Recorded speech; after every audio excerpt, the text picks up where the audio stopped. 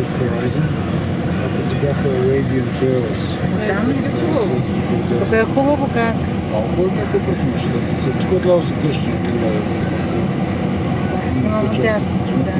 Даже и аз не трябваше още една уличка надясно, Не. много рано влязох. Ето тук едно от тези беше второто ни апартаментче.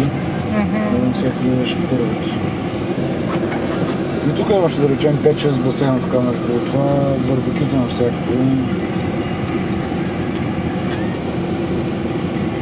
Място за това.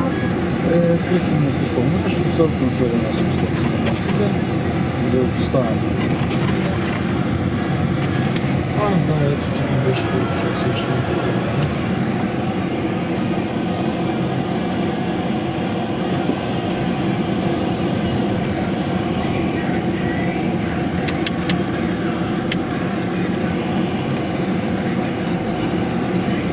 Завити пътечки има, затова ще трябва да се казваш тогава.